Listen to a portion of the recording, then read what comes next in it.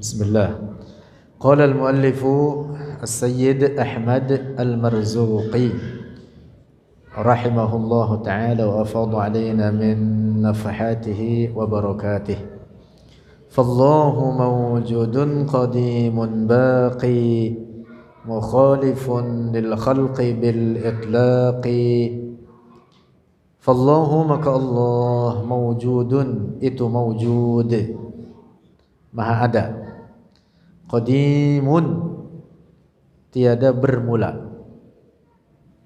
Baqi maha kekal tanpa penghabisan. Mukhalifun lil khalqi menyalahi bagi para makhluk. Yang dimaksud berbeda dengan ciptaannya, bil itlaqi dengan mutlak. Dengan secara mutlak. Asyarhu. Allah Ta'ala mawjudun itu maha ada, azalan tanpa permulaan, wa abadan dan tanpa penghabisan. Falaysa wujuduhu ta'ala biijadi mujidin. Falaysa wujuduhu maka tidaklah wujudnya Allah Ta'ala biijadi mujidin dengan diadakan oleh yang mengadakan. Oleh karena Allah tanpa permulaan, maka Allah keberadaannya bukan karena diadakan. Allahu mawjudun azalan wa abadan, tanpa permulaan dan tanpa penghabisan. Ini artinya maka Allah tidak terikat oleh waktu, tidak terikat oleh waktu dan zaman.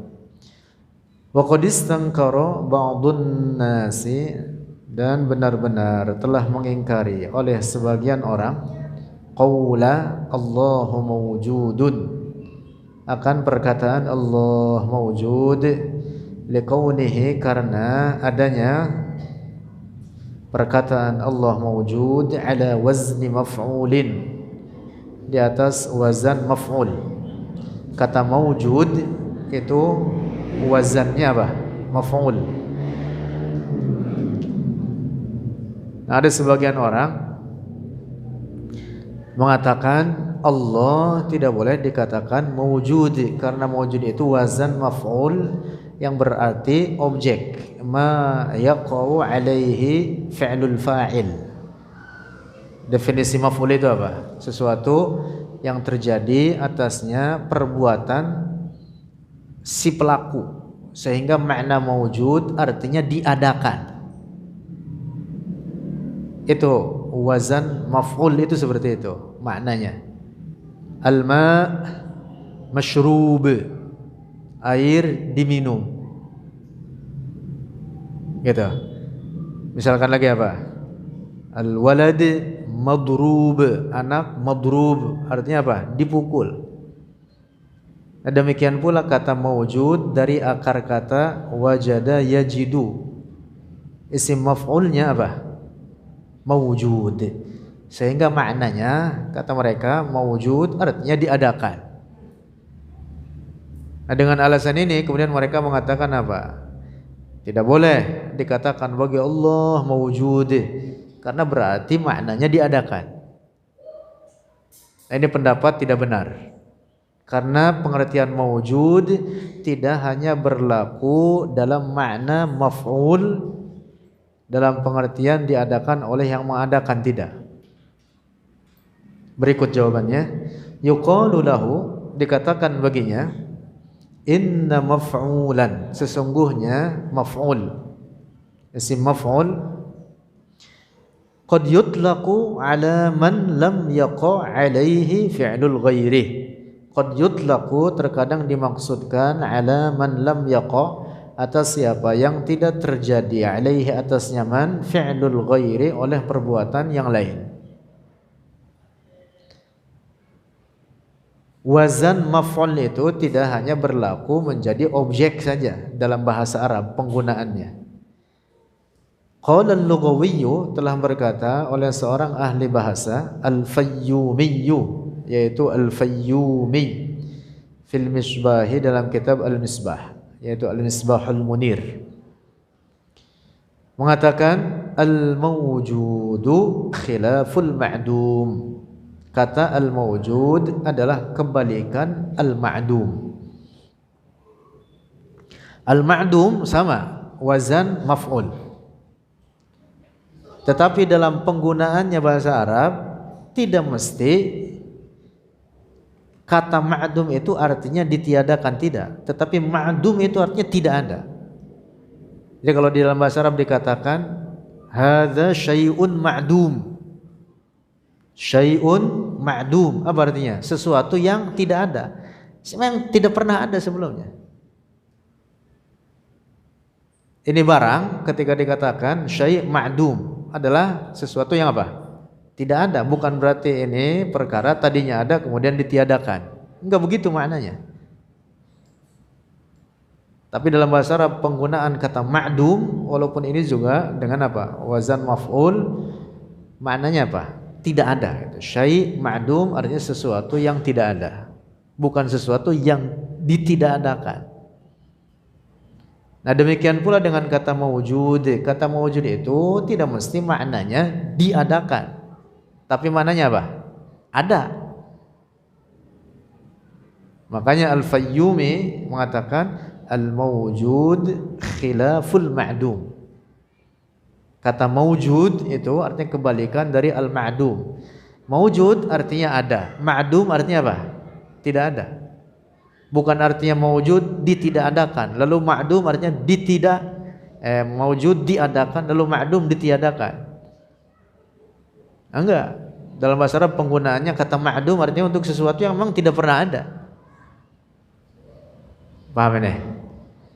Nah, jadi para ahli bahasa mengatakan bahwa penggunaan isim maf'ul tidak hanya berlaku bagi objek saja, tidak hanya berlaku bagi ma yaqa'u alaihi fi'lul ghair, hanya itu saja tidak. Tetapi qad yutlaqu, kadang dipergunakan ma lam yaqa' alaihi fi'lul ghair. Dapat dipaham tidak? Nah, sehingga boleh dikatakan bagi Allah kata mawjud. Allah mawjud, boleh. Tentu maknanya bukan artinya diadakan, tapi apa artinya? Ada. Allah mawjud, Allah maha ada. Bukan mawjud artinya diadakan, dari semula tidak ada kemudian menjadi ada. Nah, tetapi makna Allah mawjud artinya Allah maha ada. Para ahli bahasa mengatakan begitu. Misalkan dalam bahasa Arab ketika disebut makna ilah, apa itu artinya al-ilah? Al-ilah artinya al-ma'bud bihaq, yang disembah dengan hak. Al-ma'bud bihaq, yang disembah dengan hak. Bagi Allah sifat uluhiyahnya itu bukan berarti ada baginya setelah disembah oleh makhluknya, bukan. Allah sebelum menciptakan para makhluknya adalah al-ma'bud bihaq. Paham tidak itu? Jadi makna ilah itu al-ma'bud bihaq.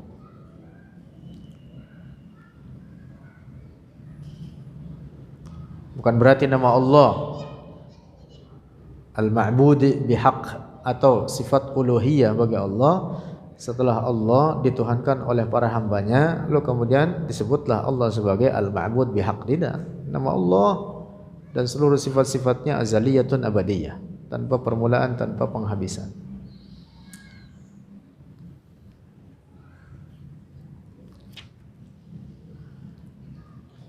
Lanjut. Wa qaulun nazimi, dan perkataan penazam, qadimun,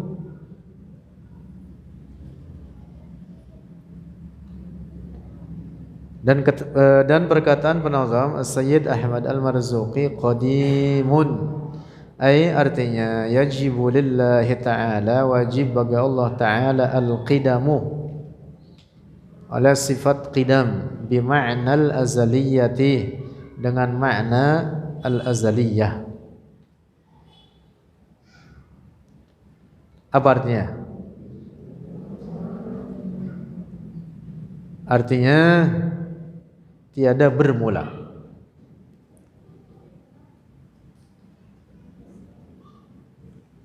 Allah memiliki sifat al-qidam, ay la ibtida'a li wujudihi, tidak ada permulaan bagi wujudnya.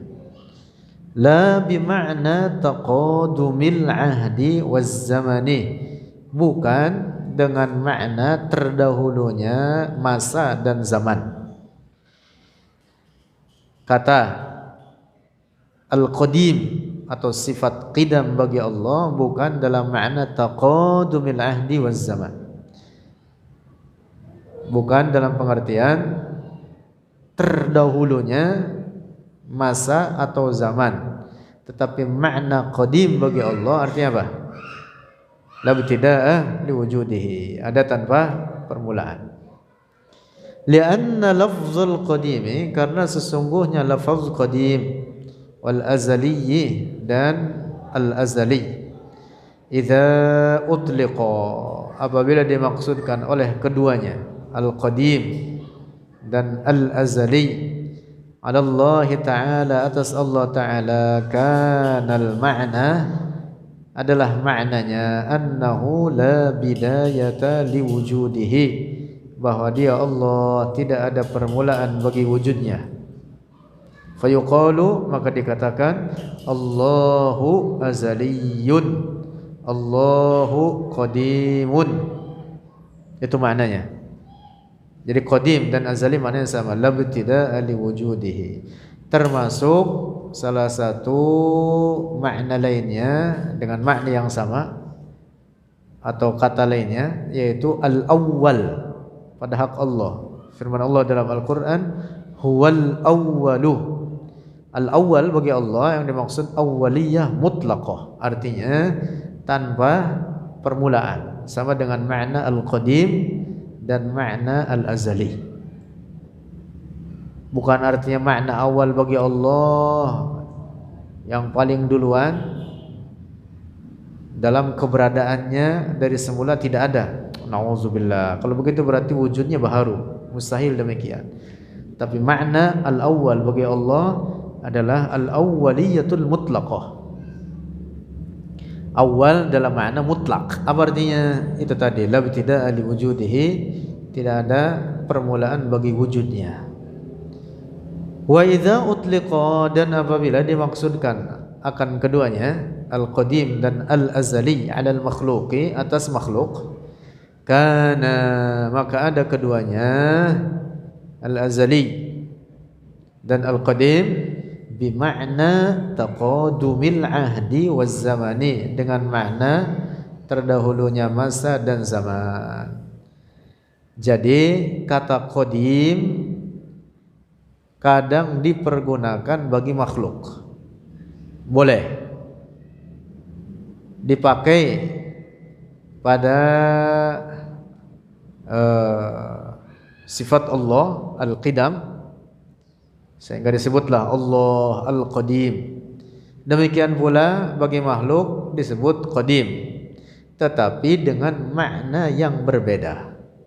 Kalau pada hak Allah maknanya itu tadi, la ibtida'a li wujudihi, dan dengan makna ini hanya Allah yang memiliki, tidak ada siapapun. Nah, sementara pada makhluk al-qadim artinya taqadumil ahdi waz zaman, terdahulunya masa dan zaman. Dalam bahasa kita ringkasnya tua. Apa? Tua. Jadi kalau dikatakan hadza masjidun qadim, ini masjid tua. Nah, jadi boleh dipakai bagi Allah dan bagi makhluknya kata qadim, tetapi dengan makna yang berbeda. Nah, catatannya tidak boleh makna pada hak Allah disandangkan bagi makna makhluk. Seperti perkataan sebagian orang-orang filsafat yang mengatakan alam ini qadim, sehingga mereka dikafirkan oleh para ulama karena mereka memahami qadim dalam makna pernyataan mereka alam ini qadim, artinya dalam keyakinan mereka bahwa alam ini tanpa permulaan. Nauzubillah. Dan itu keyakinan kufur. Nah, jadi kata qadim boleh dipakai bagi makhluk sebagaimana dipakai bagi Allah, tetapi dengan makna yang berbeda. Demikian pula dengan kata al-azali, dipakai bagi Allah juga dipakai bagi makhluk dengan makna yang berbeda. Misalkan hadza binaun azaliyun, apa artinya? Ini bangunan tua. Biasa dipakai seperti itu dalam bahasa Arab. Nah, tetapi kalau bagi Allah disebutkan Allahu azaliyun, apa artinya? La ibtida'a li wujudihi, tidak ada permulaan bagi wujudnya. Lanjut. Qala Allah Ta'ala, telah berfirman Allah Ta'ala, hatta ada kal urjunil qadim. Nah, ini penggunaan kata qadim bagi makhluk disebutkan dalam Al-Quran. Hatta, sehingga kembali itu bulan, ada, hatta sehingga ada kembali itu bulan, kal urjun, seperti urjun al-qadim yang tua. Urjun itu pelepah, pohon-pohon apa namanya, semacam kelapa itu, pohon-pohon palem, kurma termasuk, atau kelapa atau sejenisnya. Itu sebelum mengeluarkan buahnya ada kelopaknya begini. Di dalamnya itu ada buahnya itu. Kemudian pecah, kemudian keluarlah buah-buahnya itu. Nah, ini kelopaknya ini namanya urjun. Kelopaknya ini. Kalau kelapa misalkan ini apa namanya ini? Kelopaknya. Yang semula wadah apa? Buahnya itu. Ini namanya urjun dalam bahasa Arab. Nah, urjun ini ketika masih muda dia berdiri, tetapi makin tua makin tua ngelipat begini. Ngelipat begini. Nah, Allah menyebutkan bahwa bulan itu memiliki manzilah-manzilah, berubah dari satu keadaan kepada keadaan yang lain. Wal qamara qaddarnahu manazila hatta 'ada kal urjunil qadim. Bulan itu milik apa? Manzilah-manzilah. Awal bulan misalkan tanggal 2, 3, 4 terbit di sebelah barat kaki langit atau di atasnya sedikit, bulan bentuknya apa? Sabit. Sebutlah dengan bulan sabit, atau bahasa Arab namanya hilal, bulan muda. Nah, makin naik tanggal itu bulan makin besar, sehingga tanggal 13, 14, 15 bulat. Nah, kalau bulat sudah sempurna disebutlah dengan al-badr. Bahasa kitanya apa? Purnama. Kalau yang kecil begitu itu namanya apa? Sabit, bulan sabit. Nah, setelah bulat, kemudian tanggal makin tua, itu bulan kembali lagi mengecil. Kecil, tanggal 20 kecil, 21, 22, sampai 29 habis. Tanggal 28 habis. Tanggal 29-nya dilihat ke sebelah barat. Nih, sekarang maghrib, lihat ke sebelah barat di tanggal 29. Kalau umpama tampil lagi nampak itu hilal kecil itu. di sebelah barat, di kaki langit, di bekas di bekas terbenamnya matahari. Bahwa terlihat kecil, kadang-kadang sebesar garis saja begitu. Nah, maka berarti malam tersebut masuk tanggal 1. Nah, ini namanya muraqabah hilal. Itu hukumnya fardu kifayah di setiap akhir bulan daripada bulan-bulan hijriyah. Sekarang kita bulan Sya'ban, nanti di tanggal 29 muraqabah, dilihat ke sebelah barat. Muraqabah itu artinya memperhatikan, mengawasi atau meneliti apakah terlihat hilal atau tidak. Nah, ini berlaku bagi penetapan awal bulan, bukan hanya Sya'ban ke Ramadan atau Ramadan ke Syawal saja, tapi setiap bulan ditetapkan oleh Rasulullah begitu. Dalam hadis Rasulullah mengatakan asy-syahru hakadza wa hakadza. Bulan itu sekian dan sekian, antara 29-30. Patokannya apakah terlihat hilal atau tidak. Kalau terlihat di tanggal 29, maka malamnya maghrib itu sudah masuk tanggal 1.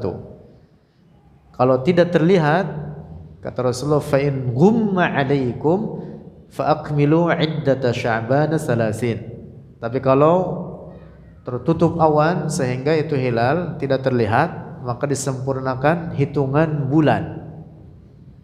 Sya'ban misalkan sekarang ini menjelang Ramadan digenapkan menjadi 30 hari. Sebenarnya umpama ini berbeda satu wilayah dengan wilayah yang lain yang berjauhan, tidak masalah. Enggak masalah. Nah, kalau sudah digenapkan 30 hari, maka berarti besoknya tanggal 1. Besoknya tanggal 1. Enggak ada. Dalam Hijriah itu 31 tidak ada. 28 tidak ada. 31 aja enggak ada. Apalagi 32 enggak ada. Jadi hitungan bulan Hijriah apa? Hanya 29 30. Kalau enggak 29 30. Nah, kembali lagi kepada ayat tadi itu. Firman Allah bahwa bulan itu memiliki manzilah-manzilah, kedudukan-kedudukan dari semula dalam bentuk hilal, kemudian membesar sampai bulat sempurna menjadi badr. Kemudian makin tua tangganya kembali lagi seperti hilal. Ini dia yang dimaksud hatta ada kal urjunil qadim. Kalau makin tua itu dia bulan jadi hilal kembali atau bulan sabit kembali. Kalau urjun seperti urjun, bentuknya begini urjun. Urjun yang al-qadim, yang qadim itu artinya yang tua. Nah, jadi dalam ayat ini terdapat dalil bagi kebolehan penggunaan kata qadim bagi makhluk. Tetapi demikian itu maknanya, yaitu apa? Taqadumul ahdi waz zaman. Berbeda dengan makna qadim pada hak Allah. Kalau bagi Allah maknanya la bidayata liwujudihi, tidak ada permulaan bagi wujudnya, dan makna tersebut hanya milik Allah saja, tidak boleh disandarkan bagi makhluk. Lanjut. Wa qala sahibul qamus, dan telah berkata oleh penulis al-qamus Al-Fairuz Abadi, yaitu Al-Fairuz Abadi. Dalam menulis kitab namanya Al-Qamusul Muhit. Satu jilid besar, tebal.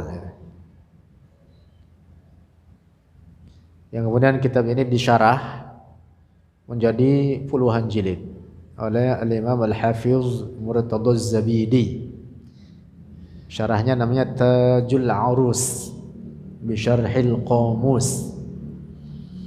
Al-Fairuz Abadi berkata dalam Al-Qamus Al-Muhit, Al-Haramani, dua piramid, binaani, dua bangunan, azaliyani, yang azali keduanya, bimisra, di Mesir. Bimisra, di Mesir. Apa artinya azaliyani yang dimaksud tua. Dimaksud apa? Tua. Dua piramid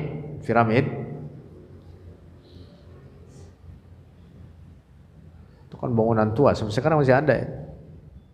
Nah, disebutkan azaliyani adalah dua bangunan yang azali. Nah, maknanya itu tadi sama dengan qadim, bima'na taqadumil ahdi waz zaman. Lanjut.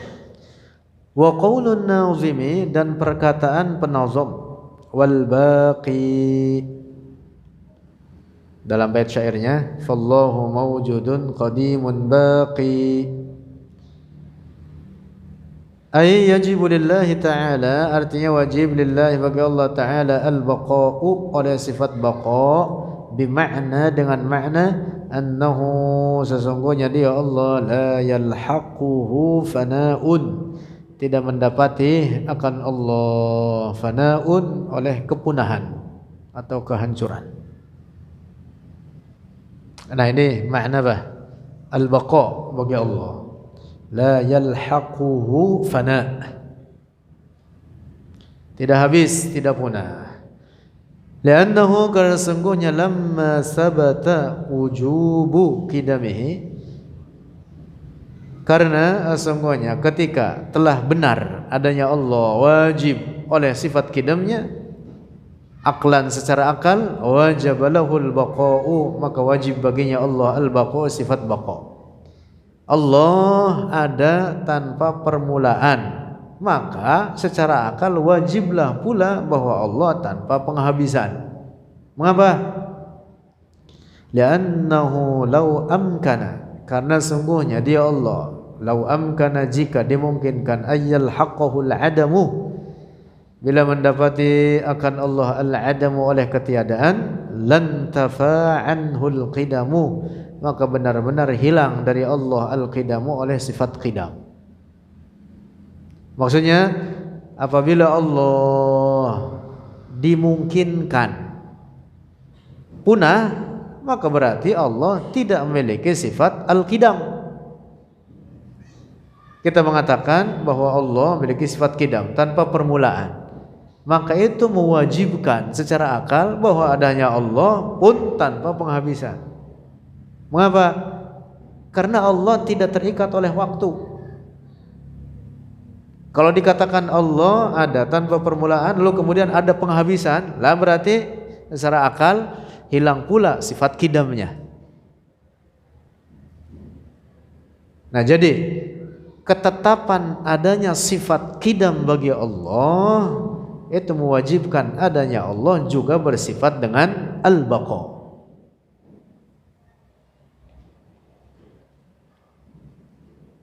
Paham ini? Oleh karena Allah tidak terikat oleh waktu. Nah, sekarang kalau punah berarti terikat oleh waktu. Sementara kita mengatakan tanpa permulaan, kan nggak bisa diterima secara akal. Nah, makanya disebutkan demikian itu tadi, ketika telah benar secara akal adanya Allah tanpa permulaan, maka demikian itu mewajibkan adanya Allah tanpa penghabisan. Dapat dipaham ya? Nah, jadi Allah dengan demikian tidak terikat oleh waktu dan zaman. Allah tidak terikat oleh waktu dan zaman. Allah yang menciptakan waktu, maka Allah tidak terikat oleh waktu. Lanjut. Fahuwa tabaraka wa ta'ala, maka dia Allah tabaraka wa ta'ala al-baqi, yang maha kekal. Dia Allah li dzatihi, bagi zatnya, la baqi li dzatihi, tidak ada yang kekal bagi zatnya, ghairuhu, selain Allah. Wa amma al-jannatu wan naru, dan adapun surga dan neraka, fabaqauhuma, maka kekal keduanya, laisa bidzati, bukan dengan zatnya, bal, tetapi, li'anna Allah syaa lahumal baqa'a, tetapi karena Allah berkehendak bagi keduanya akan kekekalan. Nah, di sini bedanya kekalnya Allah dengan kekalnya surga dan neraka. Pertama, wajib kita berkeyakinan bahwa surga dan neraka kekal tanpa penghabisan. Kehidupan akhirat kekal tanpa penghabisan. Orang yang berkeyakinan bahwa kehidupan akhirat akan habis punah, misalkan mengatakan penduduk surga akan habis punah, neraka juga akan habis punah, orang kafir dengan segala siksaan terhadap mereka di dalam neraka akan selesai habis punah, ini orang dihukumi kafir. Dan orang dihukumi kafir, keluar dari Islam. Ada banyak ayat-ayat Al-Quran menetapkan bahwa surga dan neraka kekal selamanya tanpa penghabisan. Nah, pertanyaannya, apa bedanya dengan kekal Allah? Bukankah umpama ada orang berkata itu berarti bahwa Allah punya sekutu atau keserupaan pada sifat kekalnya tersebut? Jawab, tidak. Beda kekalnya Allah dengan kekalnya surga dan neraka. Kekalnya Allah disebut dengan baqaun zatiyun. Apa artinya baqa zati? Ay la syai'a aujaba lahu dzalika. Tidak ada suatu apapun yang menetapkan sifat kekal tersebut baginya, karena Allah sifatnya demikian adanya. Nah, sementara surga dan neraka keduanya kekal karena dikekalkan oleh Allah. Beda tidak? Beda. Seandainya surga dan neraka punah, secara akal bisa diterima. Mengapa? Karena surga dan neraka ciptaan Allah, memiliki permulaan. Ada keduanya, dari semula tidak ada. Allah yang menciptakan keduanya. Seandainya keduanya punah, dapat diterima secara akal. Tetapi karena Allah mengekalkan keduanya, maka keduanya tidak punah. Keduanya tanpa penghabisan, karena dikekalkan oleh Allah. Adapun kekalnya Allah, tidak ada yang menetapkan sifat kekal tersebut baginya. Nah, dapat dipahami itu? Nah, jadi beda kekalnya Allah dengan kekalnya surga dan neraka. Fal jannatu, maka surga, bi'tibari dzatihima, dengan i'tibar zatnya, yajuzu 'alaiha al-fana'u, boleh atasnya surga al-fana'u oleh kepunahan, wa kadzalika an-nar, dan demikian pula neraka, bi'tibari dzatiha, dengan i'tibar pada zatnya, yajuzu 'alaiha al-fana'u, boleh atasnya fana. Pada dasarnya dapat diterima umpama punah, tetapi karena Allah mengekalkan keduanya, maka keduanya tidak punah, kekal selamanya karena dikekalkan oleh Allah. Nah, jadi ini termasuk pokok akidah yang wajib kita yakini, bahwa surga dan neraka kekal selamanya. Itu disebutkan dalam Al-Quran dalam puluhan ayat, lebih dari 50 ayat, menetapkan bahwa kehidupan akhirat kekal, surga dengan penduduk di dalamnya serta kenikmatan yang mereka raih di dalamnya kekal tanpa penghabisan. Berulang dalam Al-Quran penyebutan khalidina fiha abada. Demikian pula neraka dengan penduduk di dalamnya daripada orang-orang kafir, dengan siksaan terhadap mereka, kekal selamanya tanpa penghabisan. Pegang teguh ini akidah, hati-hati. Karena ada sekelompok orang di masyarakat kita menyebarkan keyakinan rusak, mengatakan bahwa neraka akan punah, dan itu ditulis dalam buku-buku mereka, disebarkan oleh mereka, yaitu kelompok yang namanya kelompok Wahabi. Mereka mengambil keyakinan ini dari imam mereka yang bernama Ibnu Taimiyah. Ibnu Taimiyah dalam karya-karyanya mengatakan, dan ini salah satu dari sekian banyak kontroversinya, yang karena itu dia diserang oleh banyak para ulama, dari para ulama yang hidup sezamannya hingga sekarang. Salah satunya, dari salah satu kontroversinya itu mengatakan bahwa neraka akan punah, yang kemudian diikuti oleh para pengikutnya dari kalangan Wahabi. menyebar di masyarakat kita keyakinan tersebut, dan itu keyakinan rusak. Nauzubillah. Akidah yang benar, akidah yang hak, akidah ahli sunnati wal jamaah, bahwa surga dan neraka atau kehidupan akhirat kekal tanpa penghabisan. Wallahu a'lam bishawab.